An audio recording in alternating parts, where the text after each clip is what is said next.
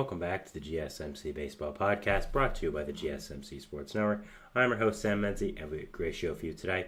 First topic we'll be going over is the recent gambling suspensions handed down by MLB and my overall thoughts on it. After that, we'll be going over the Astros plan at the trade deadline, then going over Avisail Garcia being DFA'd by the Marlins, Mark Vientos' great start to the season with the New York Mets, and the recent MLB Rookie of the Year poll. Now, before we do all that, I'd like to ask you to please like and follow the show. We do get a number of questions from viewers, so to ensure that your question does get read on the air, please use the link gsmcpodcast.net. It really does help the show, and it really does mean a lot, so thank you so much for that. And let's get into the show today. All right, so first topic, as I talked about, is going to be, of course, the gambling suspensions handed down by MLB today. I'd say that's the most significant thing that is currently happening in MLB. Now, if you were watching the show yesterday, I believe during the second segment, this news broke that there were about to be some gambling suspensions in MLB around the next 24 hours. I talked about it because it was breaking news at that time, and I said I would probably have more on it the next day. Here we are. It is my leading topic, and let's get straight into it. So, the gambling suspensions are as follows. First off, we of course have the main victim and the main perpetrator in this, I should say, Tucupita Marcano, who is an infielder for the San Diego Padres. He is now permanently ineligible for MLB. Basically, in other words, he is banned for life from the league. After that, we had 4 players also get suspended for 1 year. The A's, Michael Kelly, the Padres, Jay Groom, the Phillies, Jose Rodriguez, and the Diamondbacks, Andrew Saalfrank. Now, just going over the actual player impacts, none of these guys really have a big impact on their teams. Marcano is just depth for the Padres, came back after being a former top prospect for the organization and being involved in a Pirates trade at the deadline a few years ago for Adam Frazier. Not really a big deal. Jay Groom, not really anything for the Padres. Again, more depth. Jose Rodriguez, depth for the Phillies, and Andrew Saalfrank. Solid reliever depth for the Diamondbacks, honestly, but not really a big thing. The big one, I'd say, though, is Michael Kelly. Now, you may not know who that is, most likely, but he's actually been a big part of the A's bullpen this year, having a really solid season. The A's, of course, having a surprising season because they are not historically awful like we expected. They're just regular bad, and the big thing for the A's really has been their bullpen this year with the resurgence of Mason Miller and also having guys like Lucas Eckberg there. You also now, of course, had Michael Kelly, who was a big part of that bullpen, pitching a good amount of innings for you, having a pretty solid ERA, but he will now be out for a year suspension. So that's kind of a big blow to the A's, I guess, if they were good, but they're not, so it doesn't really matter. So overall, just my overall thoughts on this. I mean, I don't understand how professional athletes still gamble. I'm going to be perfectly honest with you. I understand it's fun. I mean, I don't personally do it, but I know a lot of people who do, and they have a lot of fun with it. It's a great thing. But when you are a professional athlete, you're giving up a privilege like this to be able to gamble. And especially, let's talk about Marcano's case. He gambled on his own team. He gambled on the Pirates back when he was on the team, either last year or in 2022. Now, he was on the injured list when he gambled, but at the same time, he still gambled on your own team. You can't do that. That's just not okay, and that's not something you should do. I don't understand what he was thinking when he did that. I don't understand why he thought he wouldn't get caught. But I just, I don't understand what these players are thinking nowadays. Why you still gamble. We've seen all the suspensions. We've seen all what happened throughout other leagues, not just MLB. I mean, NBA, we saw Jonte Porter get banned for life.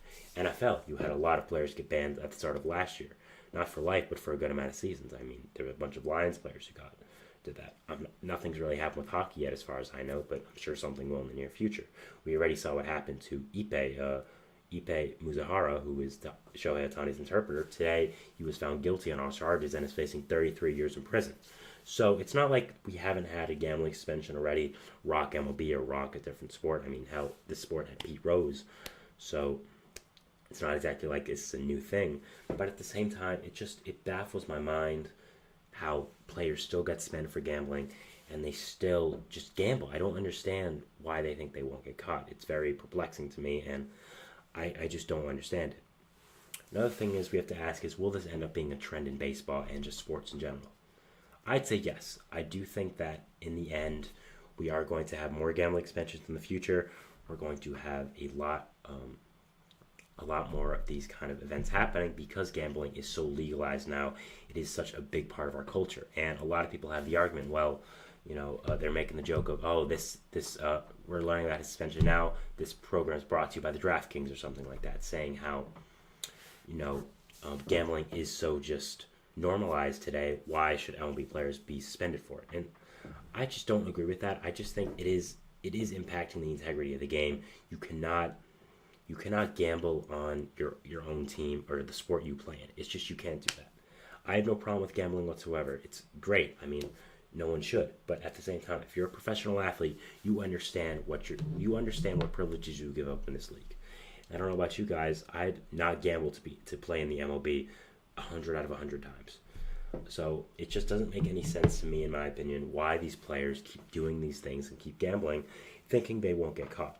Now, Jake Room, apparently, who was one of the players who did get suspended, former top prospect with the Red Sox, who ended up getting traded to the Padres in that Eric Hosmer trade a few years ago, he actually placed the bets that got him in trouble back in 2021, so he was very close to getting away with it, I'd say.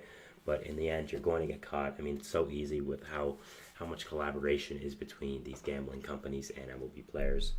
So, yeah, not shocking news that players are getting suspended, but at the same time, I don't understand how they keep doing this. Now, the interesting thing for me is David Fletcher. He was apparently, it's been known that he is under investigation by MLB for some gambling related things. Apparently, he is caught up in the same things as Ippei.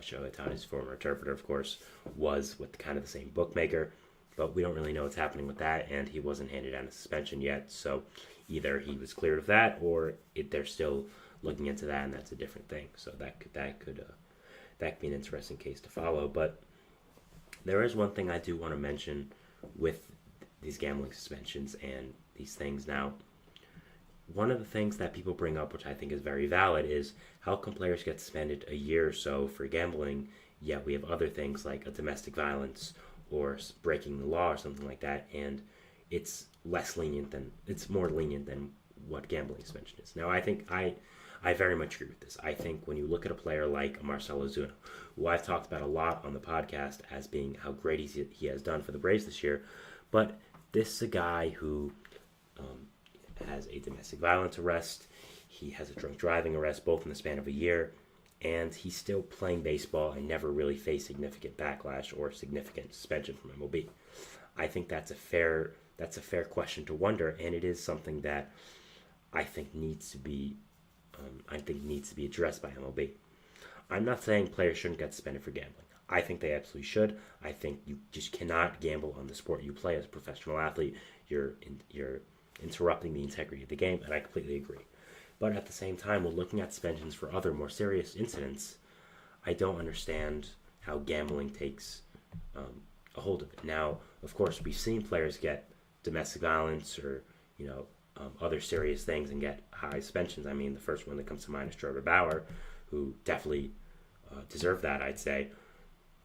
I know that's a controversial topic, though, with some people, but you do see that as well. But I think that they are giving them fair suspensions for gambling. It's just looking at other things that people do in MLB and the amount of discipline they face for it. It doesn't add up, and I think that is something MLB should do in the future, a little bit more lenient. No, not more lenient, a little less lenient, I should say. Sorry, I keep messing that up. But overall, the question we're asking here now is, are we going to see more of this? And I talked about before, I think absolutely. I think with how much gambling is kind of integrated in our society at this point and how it has been legalized by Supreme Court and all that, I think in the end we are going to see a lot more of this, and we are going to end up seeing a lot more players get caught, get suspended, and it's just going to be something that happens. I mean, we've already seen Pete Rose, which was a long, long time ago, be banned from the Hall of Fame and be banned for life from MLB for gambling. So it's not like this is a new thing. I don't understand why athletes think they'll get away with it. Kind of perplexes me, and doesn't really make much sense to me. But hey, it is what it is, and I think we'll definitely see more of this future. I think it's only the start. So yeah, that is our first segment here, talking about the gambling suspensions handed down by MLB recently, talking about Tucupita Marcano's lifetime ban, which I definitely think was warranted. We're moving into our second segment, which is going to be talking about the Astros and their potential trade deadline activities. A quote by their general manager was interesting, and I want to talk about it. So yeah, we'll talk about that, and we'll see you after the break. So thanks, and bye. I feel like I'm losing my mind. Is everybody in the world blind? Please, Lord, give me a sign, a sign. I feel like I'm losing my mind. Is everybody in the world blind? Please, Lord, give me a sign, a sign.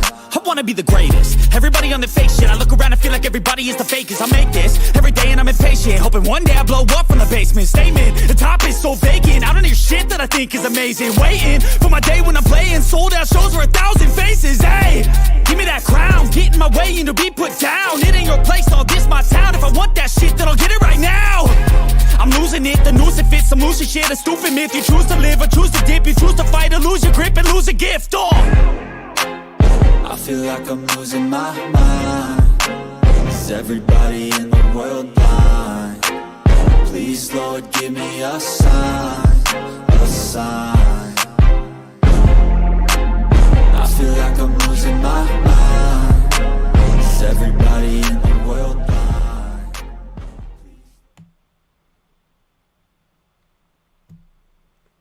Welcome back here on the GSMC Baseball Podcast, bringing you our second segment, which is going to be talking about the Houston Astros and their comments by their general manager and just going over their trade deadline plan. Now, before we do all that, I'd like to ask you to please like and follow the show. We do get a number of questions from viewers, so to ensure that your question does get read on the air, please use the link gsmcpodcast.net. It really does help the show, and it really does mean a lot, so thank you so much for that. And let's get back into the show for today. All right, so our second segment is going to be covering the Astros and their potential trade deadline plan. So let's get into it. So recently, their general manager, Dana Brown, talked about how he will not sell at the deadline under any circumstances, and that he will buy no matter what the record of this Astros team is. And I just want to talk about that and if I agree. So I think there's a lot of complicated situation to think about with this Astros team and just their overall trade deadline plan. Now, some people could say, okay, well, it's kind of early to be thinking about that. Believe it or not, the trade deadline's in almost a month and a half. So I think there's going to be a lot of conversations that happen about the trade deadline pretty soon. And if you're teams, you kind of have to start determining your path, I'd say sooner rather than later at this point in the season. So I think that these conversations are necessary to have, and they're going to be interesting to think about. So when looking at the Astros, I mean, it's no shocker to say that they've underperformed this year. I mean, they're 27-34. They're third place in the AL West. They're very far out of the playoffs right now.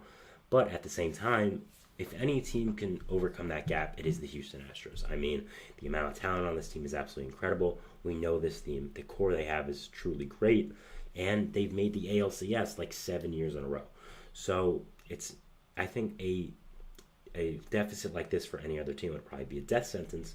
But for the Astros, even at this point in the season, I'm not giving up on them. They're 7 games out of a wild card. They're 7.5 out of the AL West. 7 actually just flat, so sorry about that. But I think, again, any other team, this might be a death sentence, but with the amount of talent the Astros have, they can come back. But if, let's say they don't. Let's say they continue to be 7 games out of the wild card, 7 games out of their division, and they're at the trade deadline now. It is July 31st. You're telling me you're not going to trade Alex Bregman. You're not going to look into trading some other players. I just find that hard to believe. And if I'm the Astros and I'm still at 7 games below 500 at the trade deadline, which is very possible, I'm trading Alex Bregman and I'm trading some other players. Let's look at Alex Bregman. Bregman is not having the best season. That's very fair to say. I think we all know that. But at the same time, he is still helping himself a little bit. His weighted runs created plus is up to 97. He's been swinging the bat really well in the past few weeks after that horrendous start, and I think he's kind of shown back to the Alex Bregman we all know. So maybe his stats won't be at the great numbers we're used to at the deadline, but I think if you look at the recent stats, it'll still show that, hey, that Alex Bregman is in there somewhere. The chances the Astros re-sign Alex Bregman, I think, are fairly low at this point, considering they still haven't. He's got 1 year left in his contract, and he's going to be looking for a lot of money. Will he get that money? I think so, personally. I think he's a very good player and a face-of-the-franchise type player, and I'm not sure the Astros will be able to give that to him. So if you're the Astros, who are, let's say they're 7 games under 500 at the trade deadline, and Alex Bregman is there, having a really nice season, you can get a really good prospect for him, an expiring deal. How do you justify to your fans not trading him to continue to buy at the deadline and then letting him walk in free agency? or not even letting him walk, not having him sign to a contract. I don't know, and I think that's something that you have to think about if you're an Astros, and you have to think about if you're Dana Brown. How can you justify letting a guy who's probably going to leave in free agency continue on your team and not trade him at the deadline? You're not going to say, oh, the qualifying offer, ooh, we really wanted that pick. You can get a top 100 prospect for Alex Bregman if you want to. I think you can. I think the name value is definitely a thing. I think the willingness to re-sign at the deadline, I think there are some teams, if you traded him there, you would probably be willing to re-sign in the offseason. They have a better chance.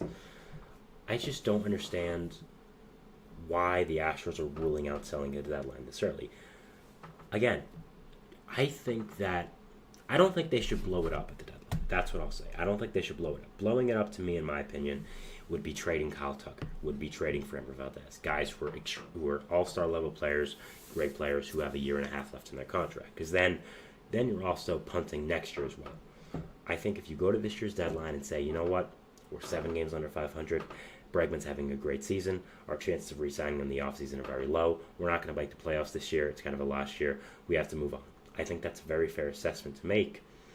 And if I'm the Astros, that's what I'm doing. If I'm still this way at the deadline and you don't feel confident about your chance to re-sign Bregman, personally, I think there's a less than 10% chance they re-sign him with the amount of offers that he's going to have, being probably the second best bat on the offseason this year after Juan Soto, who's probably only going to be able to go to like 2 or 3 teams who can afford him. I think he's going to get a lot of offers.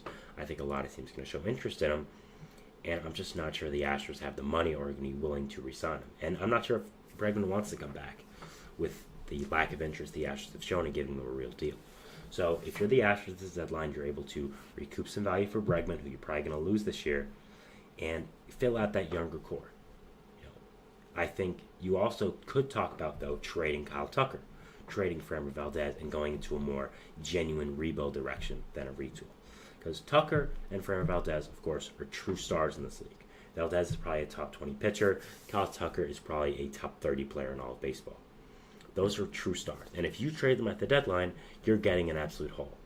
You're getting, I'd probably say, 2 top 100 prospects, some lottery tickets for both those guys. Those are incredible talents. There's a lot of teams that will be lining up to get Kyle Tucker, to get a Framber Valdez. And if you're the Astros and you think that it's maybe time to rebuild around this core, who still has some good pieces, by the way. You're not entirely going to be tanking. But if you think that, I think that's what you have to do with this deadline. And looking how much the Astros are going to perform this year, it would make some sense. And looking at the team this year, I just don't know how more they are going to go up at this point. The bullpen is great for them. Josh Hader really found it. Brown Presley is, of course, great. Bullpen is great. But the amount of pitching injuries you've had is really killer. I mean, we just saw Jose Urquidy, who's probably going to have Tommy John again. You, of course, have Lance McCullers out, Luis Garcia out, Justin Verlander's taking time bomb to get his next injury because of his age. He's also someone you could trade at the deadline. I mean, that would kind of be funny, considering you just got him and another team is paying for his entire salary. But if you trade free Justin Verlander, I think you could get some prospects, but still, you kind of just traded your top 2 prospects for him, so I don't know if you want to do that. But I think this all comes down to really the pride of Jim Crane. I don't know if Jim Crane wants to blow up this team or trade Bregman. I just don't know if that's what he wants to do. And I'm not sure if Dana Brown says, you know what, this is a lost year, let's recoup some value for Bregman before he leaves. I'm not sure if he would give the okay on that. So it'll be interesting to see, and it's going to be interesting to follow this team. If Kyle Tucker or Framber Valdez become available at this year's deadline, I mean, wow, this deadline will become amazing. If Tucker becomes available, I think we could have a full-out bidding war. This would probably be the biggest player available at the deadline who's controllable since Soto. Since Soto became available 2 deadlines ago from the Nationals to the Padres. So it's going to be very, very interesting to watch this team, seeing how they maneuver this deadline and seeing how they just overall maneuver these things. So I am very, very interested to see what does end up happening and very excited to see. I think as a baseball fan, this is what you want to see. You want to start hearing rumors about players. And, do I agree with the Astro sentiment that they're not going to sell at the deadline? It depends. Yes and no. I understand why they're saying that, but again, if you're still at this place in the deadline, it's going to be hard to justify not trading a guy like Bregman, not trading a guy like Ryan Presley. It'll be interesting to see, and I'm very, very excited to watch it. So, that is our second segment here, talking about the Astros and their trade deadline plans, going over what their general manager said. We'll be moving into our third segment, which is going to be talking about Avisaíl Garcia and his DFA from the Miami Marlins. And yeah, we've talked about that, and we'll see you after the break. So thanks, and bye. Looking for your daily fix of sports talk without having to pay for it? GSMC Sports Network is available on YouTube. Just search GSMC Sports Network. Get your fix of daily sports talk shows on YouTube, absolutely free. NFL, college football, NBA, MLB, MMA, UFC, fantasy football, and so much more. GSMC Sports Network has shows running all day long, with new sports shows starting every 2 hours. Just like on your favorite cable sports channel, except GSMC Sports Network is absolutely free. Just search GSMC Sports Network on YouTube to catch one of your new favorite shows, like the GSMC College Football Podcast, Chip Shot Football Podcast, Hoops and Heels Women's Sports Podcast, GSMC Basketball Podcast, and so many more. Check it out for yourself. GSMC Sports Network, now available on YouTube absolutely free. Search GSMC Sports Network on YouTube right now.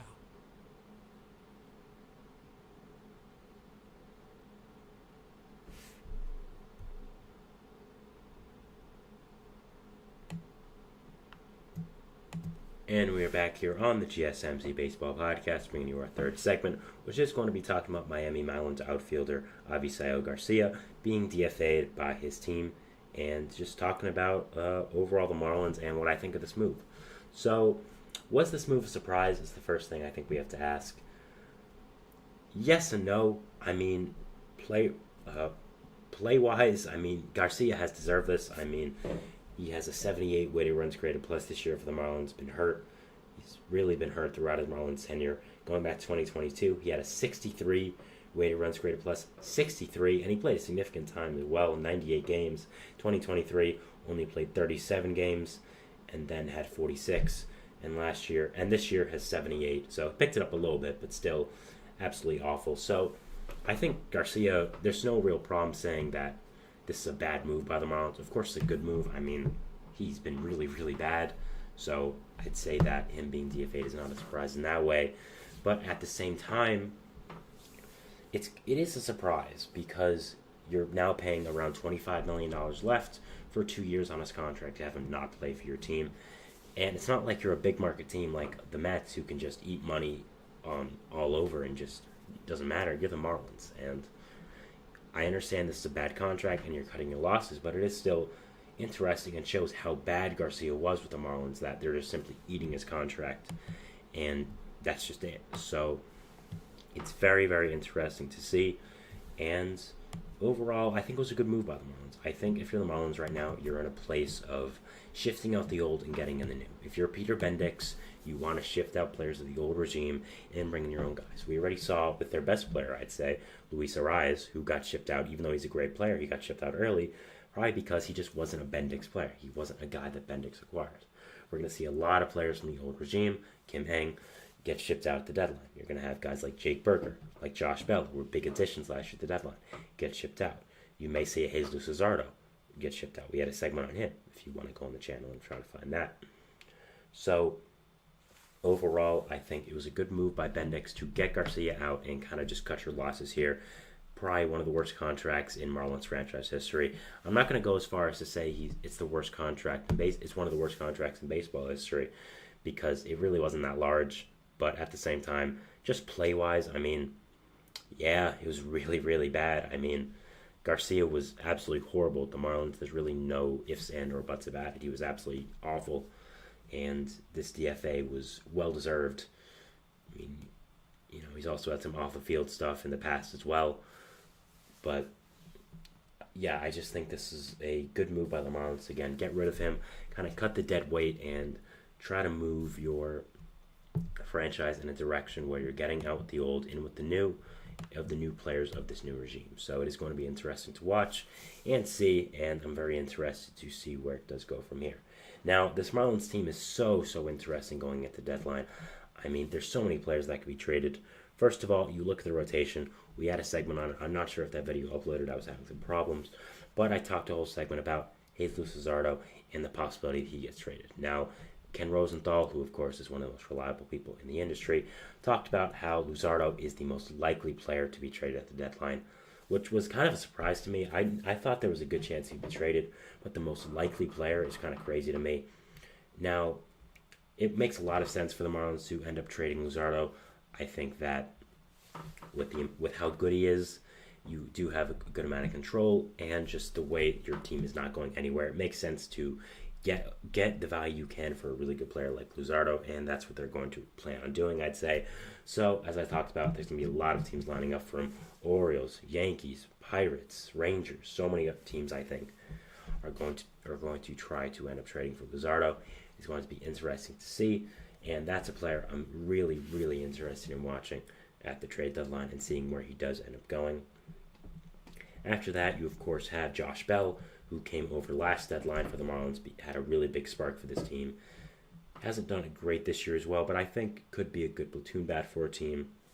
And if you need a first baseman, your first baseman gets injured, you just need a good depth bat. I think Bell provides a lot of value there. Jake Berger is a player I also really like. I thought that the trade last year was good, but with them going more into a rebuild now, I don't think they'll be able to recoup the value. I mean, they traded a pretty good prospect, Jake Eater, for Berger last offseason, last trade deadline, and I'm not sure they're going to be able to get someone as that good back this year, considering how he has performed. Maybe they'll hold on to him in the offseason, which is possible, but we'll have to see. You also have some other players. I think the biggest one is probably Jazz Chisholm.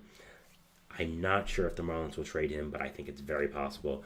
Chisholm provides a lot of versatility to a team, can play the outfield, of course can play the infield, and I think brings a lot of swagger and a lot of personality to a team that could use it. So it'll be very interesting to see if Chisholm does end up getting traded. I think if he does, that'll kind of be the nail in the coffin that, okay, it's all over for the Marlins. Another rebuild is coming. And it's just shocking how far the Marlins have fallen this year. I mean, the start they got off to was, of course, awful, but this is a team that made the playoffs last year.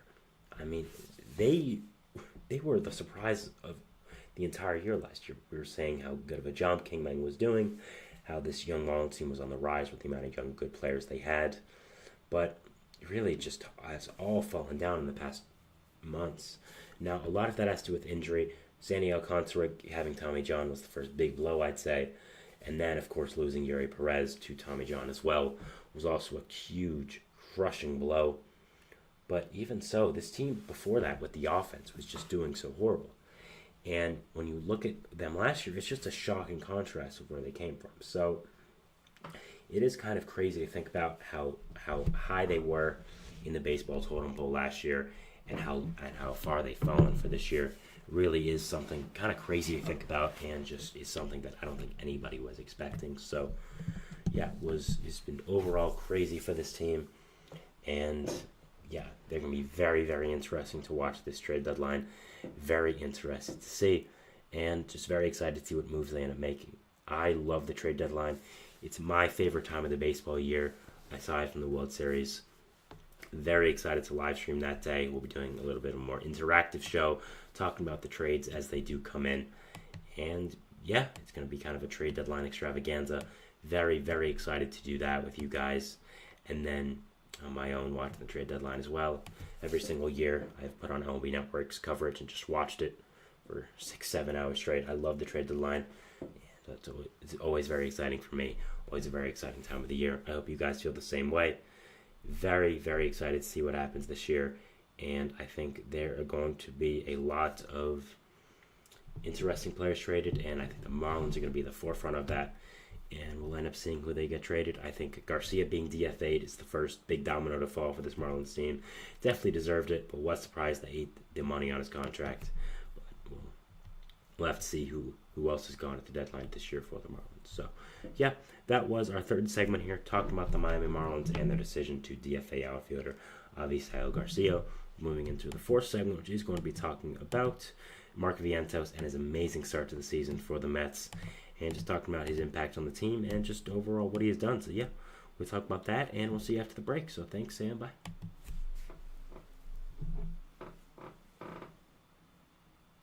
For the best and latest podcasts available anywhere, go to the podcast app on your cell phone and type in GSMC to access free content-rich podcasts on health and wellness, book reviews, sports, entertainment, relationships, social media, movies, technology, finance, and even weird news. Subscribe and download the GSMC Podcast Network's family of shows, available everywhere podcasts are found.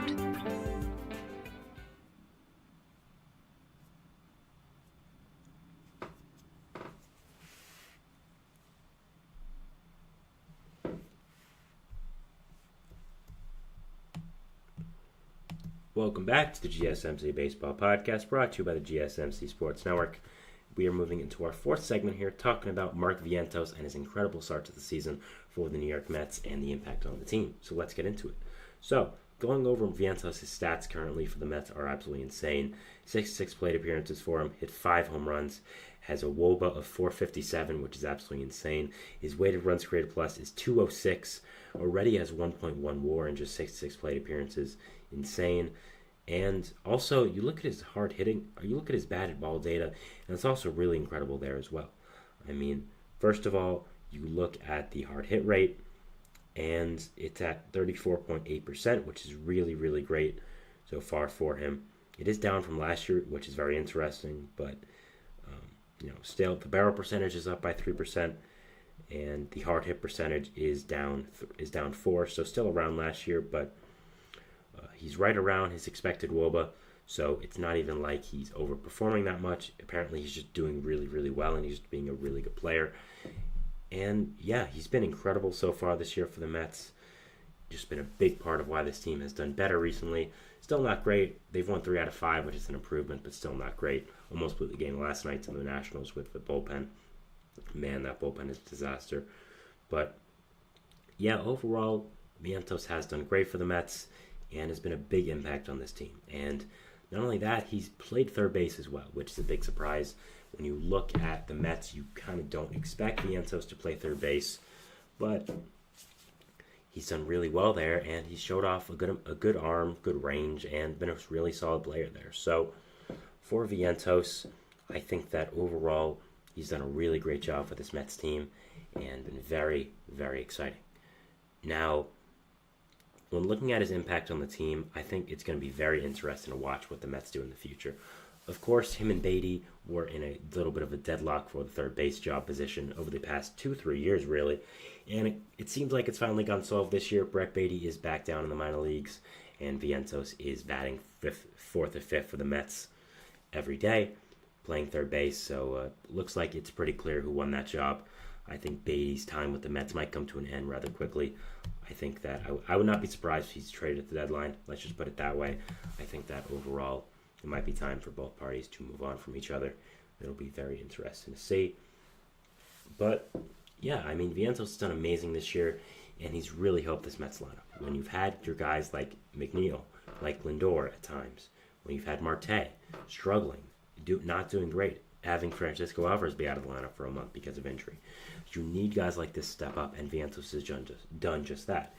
And another thing is, I think he's really carving a long-term career with the Mets right now. Once JD Martinez was signed, I kind of thought Mark Vientos requested trade from the Mets. This is a guy who all throughout the offseason, all throughout spring training, we were told he's the team starting DH. No one is taking that job from him. We want to see what he's got over there. We were like, okay, cool. I wasn't the highest on Mark Vientos personally. I kind of thought the Mets should have traded him because I didn't think he had a spot in the team. But I was like, okay, you know what? I trust David Stearns' judgment. If he thinks Mark Vientos has the chance to be a really good MLB player and has the chance to show what he's got in the DH spot, I trust him. And then we signed JD Martinez, and it was kind of a step back. And I was like, okay, I'm very happy we signed JD Martinez. I think he's a really great player. But at the same time, you're telling Vientos he's going to be the starting DH for the entire offseason. Then right as the season is about to start, Martinez takes the role from him, and you sign him, a 36-year-old, when you're kind of on the bridge of contention and not contention. it was very interesting, and I think Vientos took that personally. Really tore up AAA like he has in the past, came up to MLB and not just hit the ball, but also was playing defense really well. I think that was the big problem with him. That was a really big concern with him in the future, with with what he was going to do with his defense, and it is going to be very, very interesting to see where his defense does go from here. But look at the Mets' third base position. I mean, this has been something that has been unresolved for a long time now. Since David Wright had an injury, and since David Wright retired, really, the Mets have not had a consistent third baseman. I mean, the amount of players they've had play over there is insane. I mean, we had Jose Reyes playing there at one point, way past his prime. That was crazy. I mean, we've had Beatty there the past 2 years, who was supposed to be kind of the savior for it. Started off really well, but has consistently showed he's just not an MLB bat at this point. So it'll be nice to see that Vientos may carve out a full-time role with this Mets team and may end up being a full-time player for them. I think it's going to be very, very interesting to see what does end up happening with him and where he does end up going. I mean, you have a very easy spot for Alex Bregman in the offseason, and if they don't spend on him, if you lose out on Soto, which I think will probably happen at this point, I don't think Soto wants to come to this organization. If you spend on him, I think that it'll be interesting to see where Vientos plays, but he's doing really, really, really well so far, having an amazing season, just doing absolutely amazing for this Mets team, and really just hitting the cover off the ball. I mean, I as a Mets fan, I did not expect much from him. I didn't think he would be the greatest player, and I kind of thought that he was just going to be a DH that didn't hit well enough to justify being a full-time DH, kind of a 4A player. But he's really proved me wrong this year. And could it be a flop? Sure, but it doesn't really look like that right now. It's looking like he's legit. It's looking like he's really here to stay, and it's looking like he's a consistent MLB player. And it'll be interesting to see. Sorry, I had to shut off my mic there. I was coughing, so I caught it before you guys heard on the stream, so that was good. But yeah, very excited to watch Vientos, honestly, in the future. I love his swing. I think it's very compact, very easy to look at, very easy to swing with, very easy to play with, and just overall, I think that he provides an interesting conversation for the Mets. That is this guy a full-time? Is he a full-time player, first of all, and is he a third baseman? Is he a first baseman? Is he a DH? And it's going to be very, very interesting to see how the Mets do end up taking into consideration Vientos' future with the organization, what position he does play, and if they keep going with him. I think at this point it's very clear he's won the third base job, but hitting this well, I think he can maybe really reignite the offense for this team and really reignite this team that has underperformed so much this year. And it'll be very, very interesting to watch and very interesting to see how he does end up performing this year. So someone I'm definitely watching throughout the rest of this year. And yeah, very, very interested to see what does end up happening with him. So yeah, that is our fourth segment here, talking about Mark Vientos and the amazing season he has had for the New York Mets. Going into our fifth and final segment, which is going to be talking about MLB.com's Rookie of the Year poll and just my overall thoughts on it, and do I agree with it? So yeah, talk about that, and we'll see you after the break. So thanks, and bye.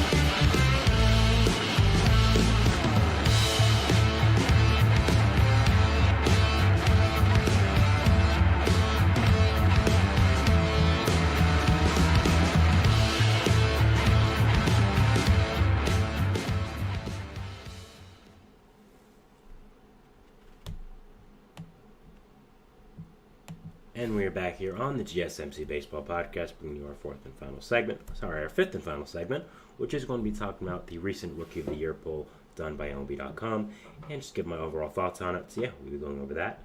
First, I wanted to mention some significant news that kind of happened while I was over break. Ken Rosenthal of The Athletic did report that the Padres are showing significant interest in Garrett Crochet of the White Sox and are in search of more starting pitching help. I did think that is interesting to just see and talk about. I'll probably talk about it more tomorrow as a segment, but I did want to mention that and say that did break right here. So yeah, we'll be going into the MLB.com poll now and giving my thoughts on it. So yeah, you can see it on the screen here if you are watching on video. We're going to be going over American League first. And first up, number one here, you of course have for the Yankees, Luis Gil. He apparently now is the front runner for American League Rookie of the Year, according to MLB.com and the people they did poll for this, of course. Now, Gil has done amazing this season for the Yankees. I made a whole segment on him a few days back as well, talking about how well he has done for the Yankees and how much he has improved this team. I mean, he has an ERA of under 2, and also, other than that, his peripherals are also great. It's not like he's just doing this as a fluke and he's not going to continue with it. Everything is showing that he probably will, and he's going to end up being a really, really great pitcher for this Yankees team. So, do I think he should be number 1 in AL Rookie of the Year? No, honestly, I think he'd probably be number 2. I think he's having an amazing season so far. I just think that number 1 probably should be Mason Miller, who is number 2 on the poll. Of course, we all know how amazing Mason Miller is doing. He's having one of the greatest reliever seasons of all time. And I understand, believe me, I do understand why Gil is over Miller. It is saying a great starting pitcher is better than an incredible closer. And I agree with that. I think that overall, Gil is a much more valuable player than Mason Miller because he's having an amazing season as a starting pitcher. Miller's having a once-in-a-lifetime season, but as a closer. He only pitches 1 to 2 innings per game, while Gil pitches 5 or 6, maybe even 7. He's always going to be just more valuable. But I think when looking at the Rookie of the Year and just thinking, who's better, to me, it's Mason Miller. He's having one of the greatest reliever seasons we've ever seen in our history. He's making this A's team single-handedly significantly better than we thought, and I do think he should be number 1 here. I think he's having a better season than Gil, and I think that he should be number 1 with the amazing season he's having. Now, it takes a lot for me to say that a closing pitcher should be over a starting pitcher, but that's how amazing Mason Miller has been. That's how great he's done, and I do think he should be number 1 in this poll here. But this is probably what I would have as my number 1 and 2 as well. Really no complaints as the actual players. I'd maybe again have the order different, but at the same time, I understand it, and I understand why they're doing it. Number 3, I think, is a great decision by MLB here, having him at number 3, Colton Cowser.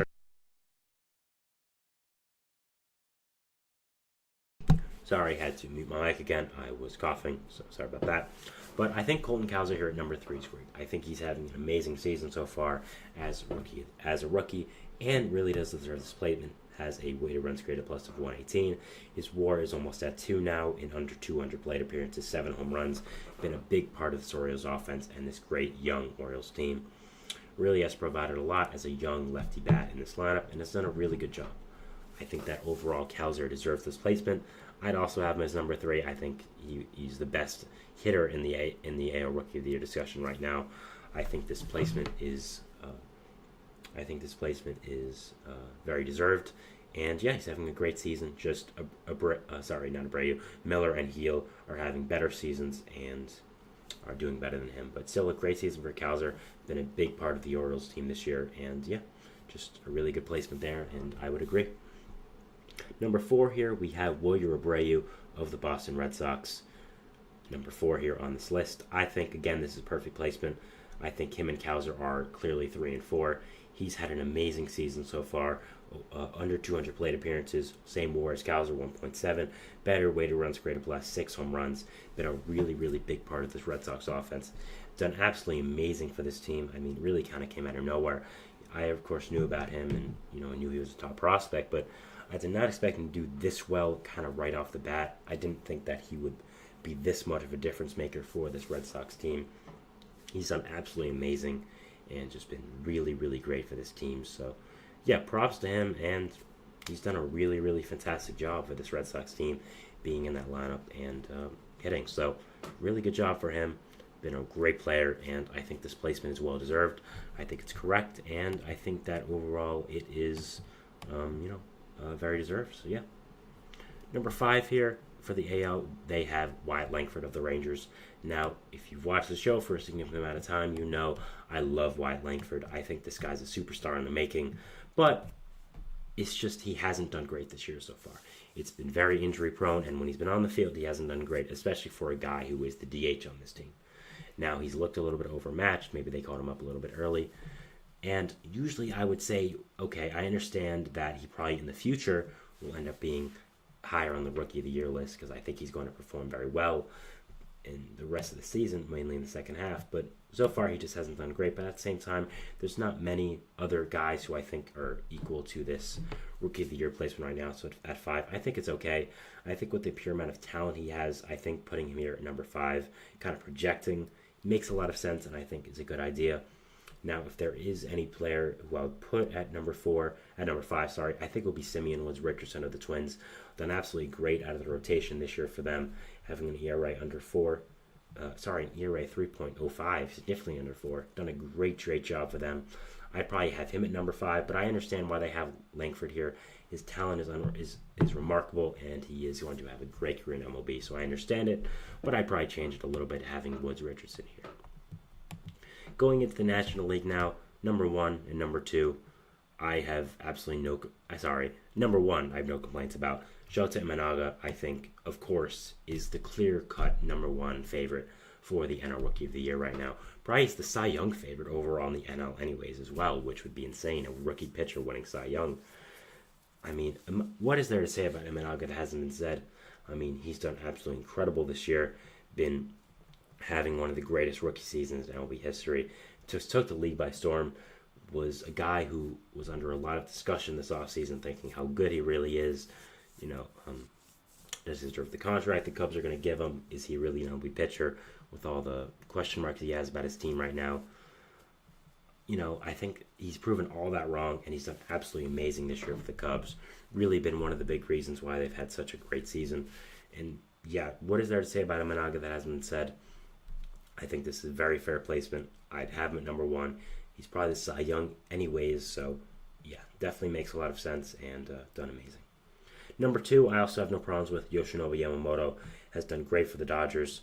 Made 12 starts, ERA 3.32. His peripherals say he's done even better than that as well, so we might be having some positive regression. I think that overall this is a great spot for him. He's kind of lived up to all the hype. Maybe he's been not as great, but still has been, I'd say, an ace for this Dodgers team. Been absolutely amazing. Done a great job, and yeah, he's been an absolutely amazing player for the Dodgers. What else is there to say? I think he deserves this placement at number 2. I think him and number 3 are potentially neck and neck, but I would have him here number 2 just for the sake of more starts. And number 3, of course, is Paul Skeens of the Pittsburgh Pirates. I mean, again, kind of the same with Imanaga. What is there to say about Skeens that has been said? He's done so amazing so far this year. Been absolutely great. I mean, the season he's had is looking like it's going to be one of the greatest rookie seasons ever. Was the first overall pick last year. Has been the top prospect in baseball for a little while now, and has absolutely lived up to that hype. I mean, he's done absolutely amazing. Been so good, and yeah, has done a great job in the rotation for the Pirates. Been everything that we expected him to be and more.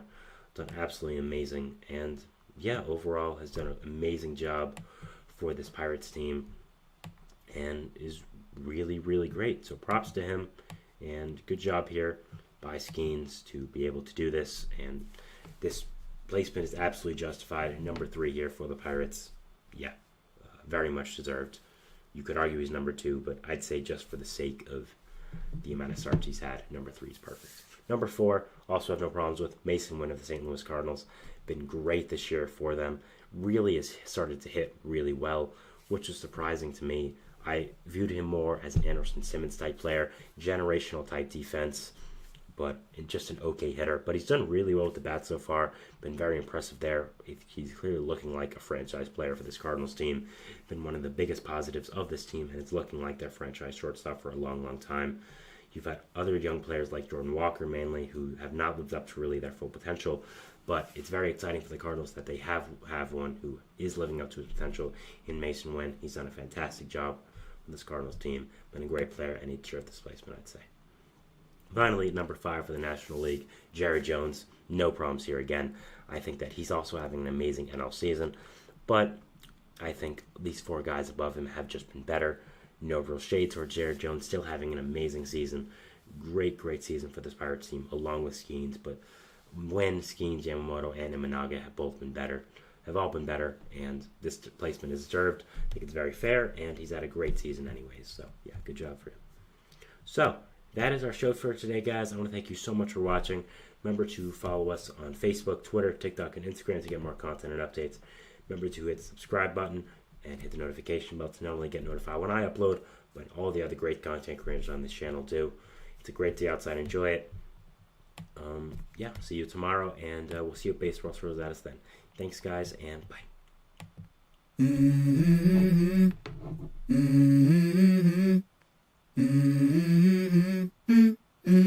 Let's go. I wake up to a little bit of drool on my pillow, feel like it's gonna be a bad day. Yeah, I'm tired of shit, and the coffee ain't hit yet, damn.